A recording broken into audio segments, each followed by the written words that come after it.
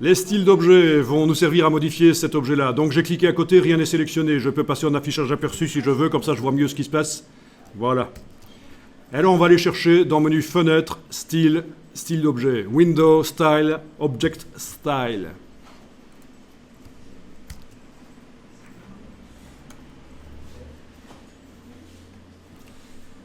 Alors, lequel c'est le style? Bon, ben, si vous cliquez avec la flèche noire sur le bloc, le style utilisé par ce bloc devrait normalement apparaître. Ouais, c'est celui-là. De toute façon, en lisant, on aurait pu deviner aussi, hein, parce qu'on l'a bien nommé. Je reclique à côté de la page, rien n'est sélectionné, et on va aller modifier ce bloc. Donc vous allez... tiens, ça c'est marrant. Il y a la petite icône ici.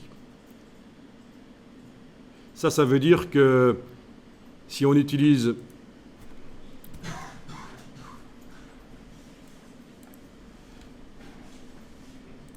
Oui. Vous voyez la petite icône ici. Alors, je ne sais pas pourquoi elle s'est retrouvée là. Ça indique quel est le style d'objet utilisé par défaut quand vous utilisez les outils ici. Vous pouvez tester si vous voulez, hein. Là, on repasse en affichage normal, on va juste tester. Donc, icône de gauche ici, dans le bas de la palette des outils, affichage normal, on voit toutes les constructions du document et on peut créer des choses sur le côté de la page, on va les voir. Prenez l'outil ici et testez. Voyez ce qui se passe quand on trace un bloc là sur le côté. Il arrive avec ce style-là. D'accord ? Ça peut être utile de comprendre que ça marche comme ça. Donc je vais supprimer le bloc là. C'était juste pour vous montrer que le fait qu'il y ait la petite icône ici indique que quand j'utilise l'outil de création de blocs, c'est ce style-là qui arrive tout de suite dessus.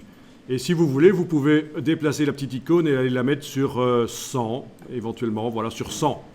Comme ça, quand vous allez créer un bloc avec l'outil dans la palette des outils ici, il va venir sans style. Testez, maintenant que vous avez fait ça. Testez, créer un bloc sur le côté, là. Voilà, il arrive tout simple, comme basiquement dans InDesign. Ça, c'est le genre de choses qui peut enquiquiner, qui peut vraiment ennuyer quelqu'un qui ne comprend pas ça. Hein. Chaque fois qu'il crée un bloc texte, ça vient avec un certain style, c'est ennuyeux, il faut chaque fois remettre à zéro manuellement tout. C'est de là que ça vient. Cette petite icône qui indique quel est le style utilisé par l'outil. Voilà, fin de la parenthèse. Je supprime le bloc là, je clique à côté de tout, rien n'est sélectionné, et on va aller modifier le style qui s'appelle bloc pour extrait dans cartouche. On va double-cliquer ici à droite du nom. Ah tiens, il est revenu, misère. On va le remettre là. Voilà. Bon, ça c'est malin. Il va falloir bloc graphique standard, voilà. Ah, ok, il veut pas. Il va falloir que je creuse pourquoi.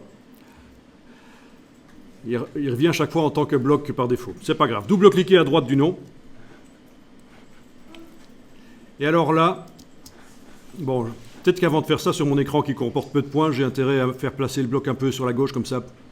Comme ça, je laisse de la place pour la boîte qui s'ouvre là. Alors, on va déjà aller supprimer les arrondis. Option de contour et d'arrondi. Vous allez indiquer... Ah oui, vous avez ici Stroke and Corner. Voilà. Vous allez ici dans les options d'arrondi. Corner Option, un truc comme ça, voilà. Vous allez mettre la chaîne parce qu'on va modifier les 4 coins d'un coup et vous allez indiquer, tiens, finalement, ça va être du droit. Droit, voilà. Ok, si on enclenche la case aperçu, la case preview, vous allez voir derrière ce que ça donne directement. C'est intéressant, plutôt que de travailler en aveugle. Voilà. Ensuite, on va peut-être aller modifier le fond. On va indiquer qu'il n'y a pas de couleur de fond. Donc ici, à background, c'est ça? On indique... Fill, ah oui, remplissage. Ok. On va indiquer 100. Voilà.